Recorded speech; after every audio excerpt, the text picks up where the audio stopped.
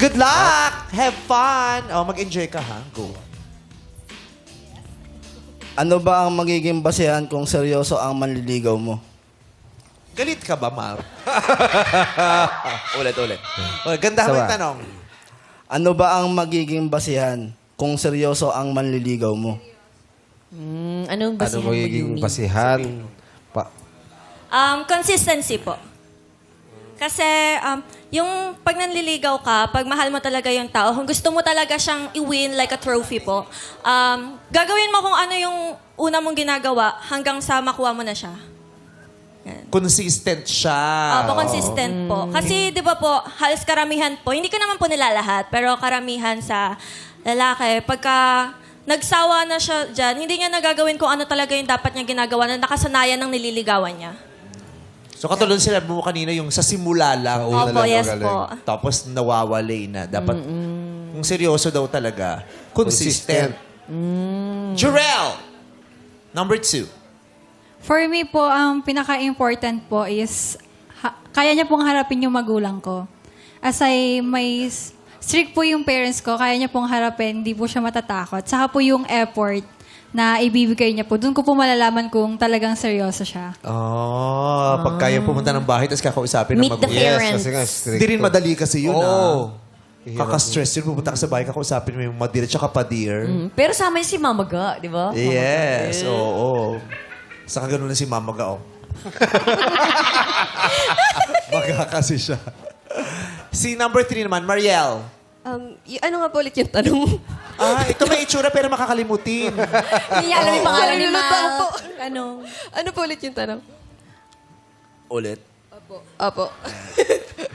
Ano ba ang magiging basehan kung seryoso ang manliligaw mo? Sa akin po kasi, ang pinaka parang number one thing sa akin is yung una, respect. Yun, respect, consistency, and also kaya humarap nga din sa mother ko. Yun. Kasi, una sa akin yung respect. Kasi, kung seryoso talaga sa'yo yung manliligaw mo, mostly kasi sa mga lalaki ngayon, ma-take advantage. Parang kung seryoso ka talaga, kung willing ka na mahalin talaga ako or i-pursue ako, dapat yung respeto mo nandun, hindi kasi yung mga lalaki po kasi ngayon, di ba pag nanliligaw, holding hands agad, aakbay agad. Parang gusto ko po muna yung parang dinadahan-dahan, ganon. Kapag, parang dun ko na-feel yung kapag seryoso siya. Kasi kapag, kasi may mga lalaki na pag nakuha na nila yung sweetness, yung ganon, parang sweet na kayo agad sa umpisa, pag tumagal na, wala na. So, Diba? ikaw yung tipo ng babaeng hindi ka rin agad o basa-basa nagpapahawak ng kamay, nagpapaakbay, nagpapahalik. Tinitesting ko yung lalaki. Paano? Once Ilang na, tanong yan? Parang kunwari di ba, may nangyari na sa akin ganito. Sinundo niya ako, pupunta kami birthday, o shareable. Nag-share na ako. Ayan. Sino kausap mo, Mariel? Sorry. May mga kasama kami sa booth number 3. Nasanay ako Who kasi are ako the sa harap people ng inside the booth number 3? Ayan. Katulad ng, merong one guy na sinundo niya ako para ihatid, sinundo niya ako, hindi mismo sa amin parang nililigaw pa lang kasi siya. Sinundo niya ako, tapos sumakay kami sa isang trike, then magkatabi kami. Kasi yung ibang mga nanliligaw sa akin, kapag katabi ko na, humahawak na, maakbay na. Yan naman yun. Kasi magkatabi kayo Parang, alam niyo, kasi nga naglalandian kayo. Parang, hindi naman sila naglalandian. Alam niya na nililigawan ka niya. So, yung ibang lalaki, parang tingin So, nila. ano ang point mo? Mahaba na. Ayun na, sorry! Sorry, ang daldal ko! Ay, sorry. Ayan, so ang point ko, kapag yun yung parang sa akin, kapag kunwari ganun, kasi yung lagay na yun, hindi niya ako hinawakan agad. Parang So, yun yung respect na hinahanap Oo, mo. ganun. Take your time. So, kung hinawakan ka niya, you will feel disrespected. Hindi Tama naman, ba? pero parang sobrang bilis ba? Parang gusto ko kasi dinadahan-dahan. Slowly but surely. So, ayun, gusto mo parang yung ganun. mas respectful. Opo. Hindi naman sobrang mataas sa standard ko. Basta yung alam niyo lang. Parang, kunwari, first meet niyo pa lang kasi yun, naman, di ba, holding hands kayo. Kasi yun nga, yung sign. Yeah. Di ba? Yeah. Sabi mo, you felt na marespeto siya kasi hindi ka niya hinawakan.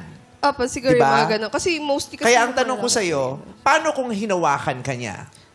Siguro sa, kunwari, lang, hindi naman yung hawak na nag-grab agad. Parang siguro yung normal na hawak lang, ganun. Okay lang naman yun. Pero hindi yung Kasi yun sobrang- din, paano malalaman, di ba? Kasi Ang hirap. you set your boundaries eh. Oo, ang hirap alamin. Ikaw ang magseset ng boundaries, di ba? So, may mga babaeng okay lang sa kanilang hawakan, may mga babaeng hindi okay sa kanilang hawakan sila. So ikaw, kanya-kanyang standard and boundaries din ng mga tao. Ano yung okay sa'yo? Ano yung hawak na okay at hawak na hindi okay? Parang siguro pag off na yung hawak. ganun. Paano mo masasabing off ang hawak? Kapag, ano na, parang hindi Or na nararamdaman okay mo yung- lang yon? You will Siguro. feel it at that moment kung... Parang siguro kapag off na yung, ano, yung parang na-hold na part. Siguro ganun. Yan, ganun. Okay na yun? Parang chancing, ganun. siguro ganun, oo, ganun.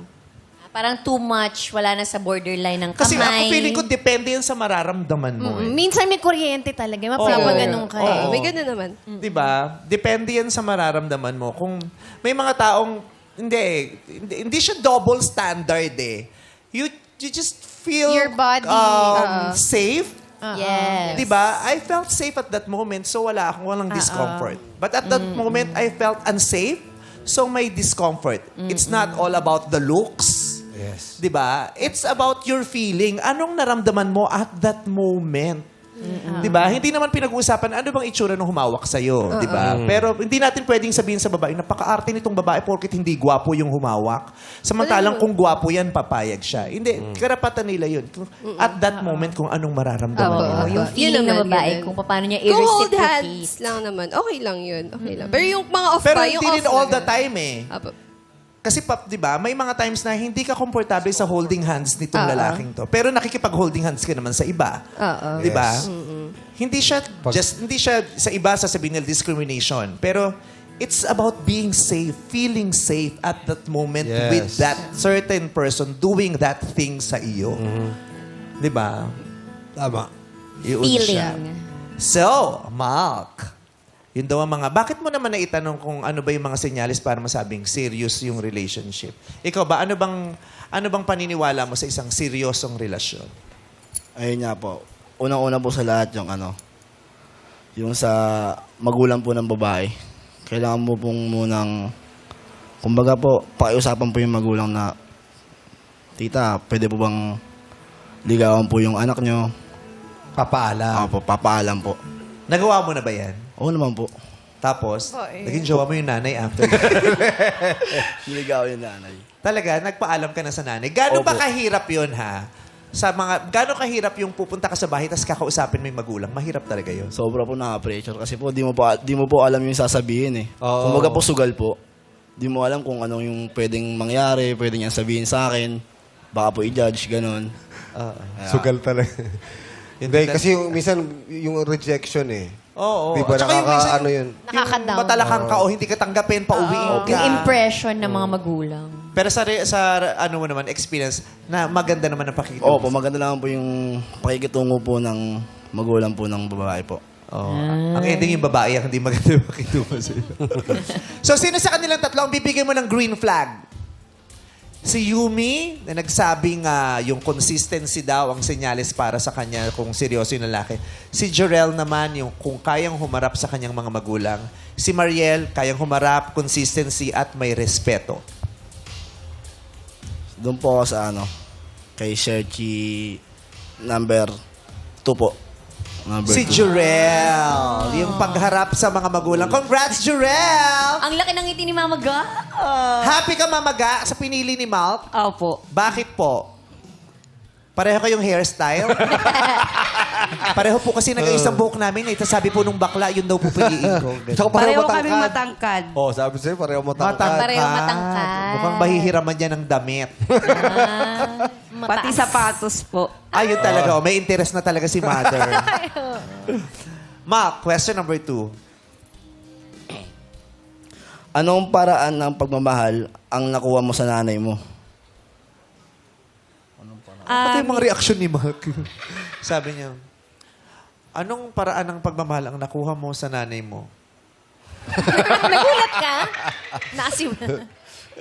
Nagulat siya. Oh, ano yun? Anong ano? Anong paraan ng pagmamahal ang nakuha mo sa Nakuha mo nanay sa mo? mama mo. Oo, naaral mo, nakita mo.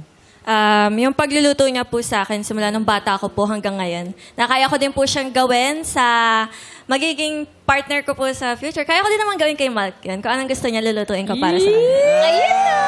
Mark, ano bang paborito pagkain, Mark? Rilyenong dilis. Di ba yun nakalaga? Nakita mo talaga sa profile niya. Paano mo tatahiin yun? Paano mo tatahiin ang liit Ay, nun? naku, pag may bisyo ka, lahat na i-imagine mo.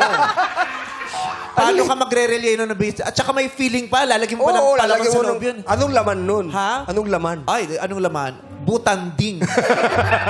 Oo. Giniling na butanding ang palaman sa loob ng relyenong dilis. At hindi basta-basta tahi yun, ha? Ano? Na cross-stitch na pa ng Last Supper yun. Huwag po tayo Imagine mo, no? Yung ano, yung butido, no? Ay, yung relyeno, yung Last Supper talaga yung tahi. Tapos ifo-foil mo pa yun. Kaya niya gusto. Kasi ipupuil niya mo. Ayan. Ano paborito mong ulam na? Giniling po. Na? Kapitbahay? Ang dami kasi Gumagaling giniling. ng kapitbahay. Mahal ka ng ulam niyo dyan. May giniling naman ako. May giniling naman ako. Kasi si Mama Ga. Igiling-giling. Igiling-giling. Isda, Igiling mo manok, ng nanay mo ay Mama Ga. Mo. Oo naman po. Kasi Diba? Parang, Good ang sarap vibes po. makita yung nanay mo chill lang. Parang sa puntong to, hindi siya namumroblema ngayon. Diba? Yung Yes. baliw-baliwan. Bata pa si hindi- Mama Ga. Hindi laging stress. 41 lang si Mama Ga eh. Oo. Magets pa. Ay, anong banding niyo ni Malk po? Sayawan? Biruan. Ano Asaran. pinapulong nyo? Ano pinapulong nyo dyan? Kaya maganda ang ano.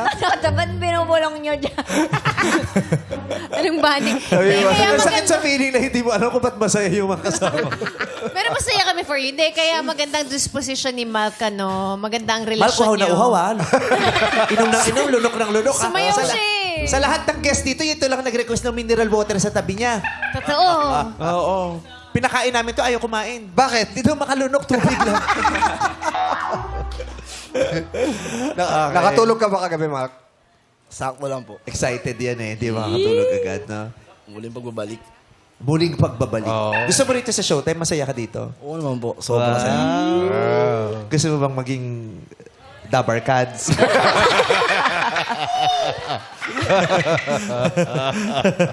Okay, meron pa tayong susunod na tanong. Question number 2, please. Ay, nasabi niya na pala. Oo, si... Pagluluto. Yun ang kanyang pamamaraan ng pagmamahal. namana sa nanay. Ikaw naman, Jorel.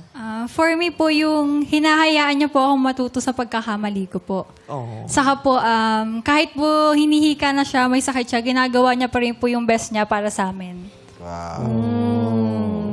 Yan yung mga nakikita nating unconditional love ng mga parents. Yes. Yung hirap na pero hindi pa isinusuko. Correct. At hindi minsan, hindi pinapahalata. Yes. At hindi talaga sila susuko, di ba? Hanggang sa huling hinga nila. Mariel. Yung care po. Yung care po ng mama ko, ganun. Kasi yung tipong, alam mo yun, yung sa morning, may babangon ka, may pagkain ka na, ganyan. Tapos yung inaasikaso ka.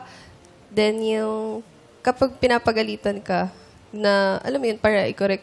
Yung, alam mo yun, kasi... Hindi nga namin alam, Mariel. Di ba kaya tinatanong namin? So, may baon Sa sa, palagi mo tatanungin ka pa namin ang tatanungin kung alam namin. so, may baon sa umaga. Ano pa? Ayan, Care. yung care po. Tsaka care. yung...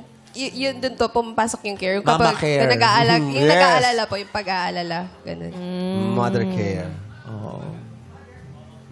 Mama care. How about Mama Ga? Iba ang ang asikaso ng nanay. Kung paano sila mag-alaga. Imagine mo kung paano sila nag-aalaga noong mga panahon ni wala kang lakas tumayo. Naman. Hindi mo kayang linisin ang sarili mong dumi. Naman. Diba? Iba. Ikaw, matanong lang kita. Ano yung nakikita mong pamamaraan ng pagmamahal ng nanay mo na gusto mong ibalik sa nanay mo? Yung ano po, tawag dito, yung panahon pong grade 9 ako. Kasi po, nung panahon na po yun, ano po, puro po kalokohan eh. Puro po kaibigan, basketball, online games, computer. Tapos siya naman po, talagang pinagsasabihan niya po ako na, nak, mag-aaral ka mabuti. Nak, kung may masama kang ginagawa, itigil mo. Kasi makakasama sa'yo yan. Kasi, yun naman po. Tapos nung bumagsak po ako, naisip-isip ko na, ay, hindi pala tama yung ginagawa ko. Mas kailangan ko sigurong mag-focus sa pag-aaral, gano'n. Tapos sa family rin. Lalo na sa kapatid ko. Kasi babae. Yun lang naman. Yung pagmamahal ng nanay mo, nararamdaman mo sa concern niya sa'yo. Ang concern niya. Kasi ano eh, lalo na kapag hindi ako nakakawin ng mga bandang alauna, 12, talaga pong tinatawagan ako niyan. Hinahanap ako.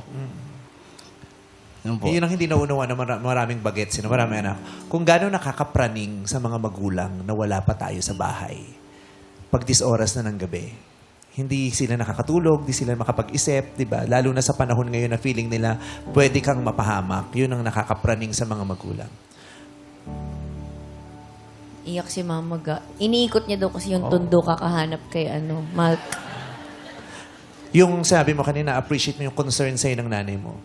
Ang tanong ko sa'yo, gaano ka concern naman sa nanay mo? Naibabalik mo ba yung concern na binibigay sa'yo ng nanay mo sa kanya? Oo naman po. Sa ano, lalo na kapag dito. Yung Kasi di ba sabi nila, makikita mo daw kung paano mamahalin ng lalaki yung babae, kung paano niya tinatrato din yung mga babae sa bahay nila, lalong-lalo na yung nanay niya. Paano mo binabalik ang pagmamahal mo sa nanay mo? Bukod sa pangangakong mag-aaral kang mabuti. Ako po simple lang po kasi ako sa nanay ko eh. Hindi po ako marunong magsalita. Ano lang po. Yung kumbaga, ang specific ko po ng sorry sa kanya is yakap lang po. Wala pong salita, yakap lang. Ano lang. Kailan mo huling nayakap nanay mo? Nung ano pa po? Grade 9? Hindi. Tagal na nun. Valentine's. Nung Valentine's. Bigyan mo siyang bulaklak. Masarap? Oo po, sobra. Ano mas masarap? Yung huling yakap mo sa nanay mo o huling yakap mo sa girlfriend mong huli? Huling yakap po sa nanay ko. Kasi po, nanay ko po yan. Diba? The best ever. Nung niyakap mo ba yung nanay mo, umiyak siya kasi namamaga siya, no? Aray. Mata sa uric ko. Patingin nga nun. Kasi mukha silang mga malulokong mag-ina, masayahing mag-ina. Pero syempre may mga... Patingin nga nung yakap yung dalawa, Iyak na siya mamaga. iyak eh. Oo, Huwag umiiyak ka nanay humarap, mo. Huwag ka humarap dito, Mark. Dito kaya, Oh, dito dito ka ka, pa, mamaga. Oo. Mamaga. Doon ka na. Huwag ka kumarting Mamaga. kala mo searchy ka. Hindi ikaw napili. Charot. Ay, taray ng cutics. Ay, Oo, ang cutics. tari ng cutics. 5 yung cutics, kahit 4 lang yung kuko, ha? Drinowing lang yung isa dun sa sapatos. 4 lang yung kuko niya, pero 5 ang cutics. Sinong makakagawa nun? Nanay niya lang. Dito kayo. Dito Kasi ka, Nay. para hindi Patingin makita. nga ng Ay, baba na nga lang. Parang hirap dyan. Paano mo yayakapin yung nanay mo? Kunyari, uuwi ka galing bahay. Tapos yung nanay mo nakatalikod. Naguhugas. Kaharap doon, Mark. Oo. Tapos sabi mo, Nay, paano ito kung Valentine's Day na to? Patingin nga. Ay, wala silang pinto. sa tent sila nakatira. Pasok na, Map. Hi, Ma. Happy Valentine's Day. Ito pa yung bulaklak. Marami kasi. Patalikod. Ba't ayaw niyo pong harapin yung anak niyo? Ayan! Cute ah! Sabi niya, mahal na mahal ko yan. Yes. Sarap, no? So, sino ang bibigyan mo ng green flag? Si Mama Ga.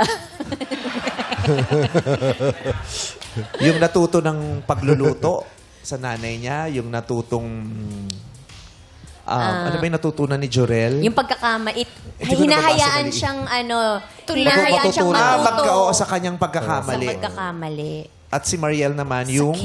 Sa care at Care. pag-asikaso. Kaya po, search yung number 2 pa din po. Si Jorel pa din! Oh! So, tapos na ang Tapos search. na.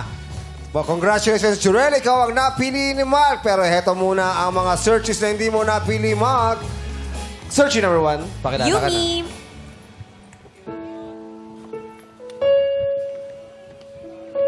Hi, Mark.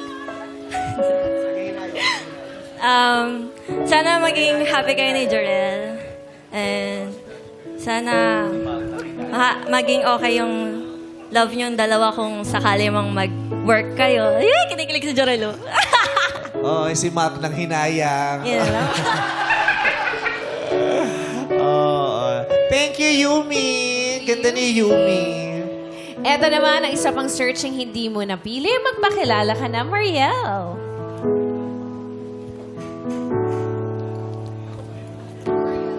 Hi, Malk. Mariel.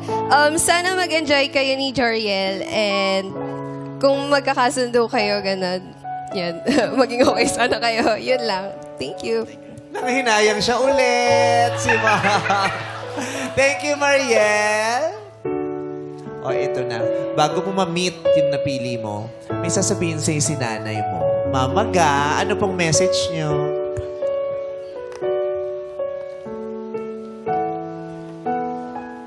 Kuya, isa lang naman masasabi ko sa'yo eh. Sa ngayon, i-enjoy mo muna yung buhay mo. Bilang binata. Aral muna. Yun lang. Makatapos ka. Malaking ano na sa akin. Love you. Mahal naman lagi kita. Anong sasabihin mo, Mal? So, ayun ma. Sobrang laking pasasalamat kasi napalaki mo akong ganito eh. Kumbaga, tawag dito, nabigyan mo ako ng magandang aral. Na-handle mo ako ng maayos. Natuturo mo ko ng pagkakamali ko. Kaya sobrang pasasalamat kasi nandiyan ka palagi. Sana hindi magbago. Oh, so cool. Mama Ga, ano pong gusto yung sabihin kay Jorel?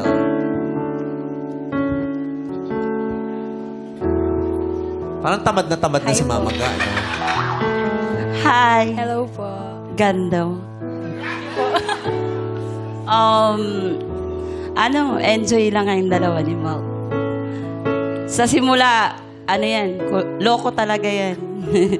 Pero magkakasundo kayo na. Thank you, Mama Ga. Jorel, tabihan mo na si Mal sa likod niya.